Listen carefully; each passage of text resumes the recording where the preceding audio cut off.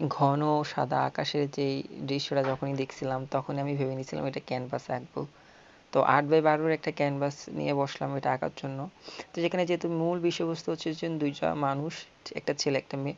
তো এটা আঁকার জন্য আমি হচ্ছে যে নিচ থেকে ট্রাই করছিলাম আজকে দেখি পারি কিনা, কারণ যেহেতু ওয়ালের সাথে তাদের একটা অ্যাটাচমেন্ট আছে এখানে, তো ওই সাথে মিল রেখে আমি হচ্ছে যে যাতে ছোট বড় না হয় বা সঠিকভাবে হয় এই জন্য আমি নিচ থেকে আঁকা ট্রাই করছিলাম, যাতে উপরে এবং নিচে দুই জায়গায় ব্যালেন্স করে হয়।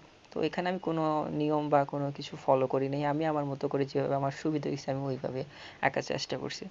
তো আকাশের জন্য এখানে আমি একদম গাঢ় হচ্ছে যে নীল যেটা ওটা ব্যবহার করছি, যাতে আমার আকাশটার যে মেঘগুলো সেগুলো আরো বেশি লাইটলি ফুটে ওঠে।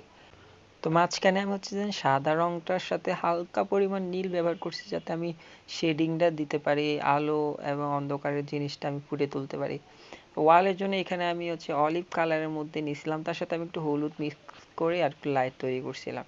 তো আমার হচ্ছে যে গাছটা আঁকার জন্য প্রথমে আমি কালো কালার নিয়ে নিছি, কারণ অ্যাক্রিলিক কালার করতে হলে সব প্রথমেই ডার্ক কালার ব্যবহার করতে হয়, দেন ডার্কের উপর লাইট। তো আমি এখানে ফুল আঁকার জন্য 3টা কালার ব্যবহার করছি, একটা হচ্ছে যে লাল, দেন কমলা, দেন হলুদ। তো এখানে ফুল আঁকতে হলে আপনি আপনার মতো ইচ্ছা মতো করে জাস্ট দিয়ে দিবেন। যখন আমাদের অনেকগুলো ফুল হয়, হিজিবিজি ফুল হয়, তখন নর্মালি ব্রাশ জাস্ট ইউজ করলেই হয়ে যায়। তো আমার এই আর্টটা কেমন হয়েছে অবশ্যই সবাই জানাবেন। সবাই ভালো থাকবেন, আল্লাহ হাফেজ।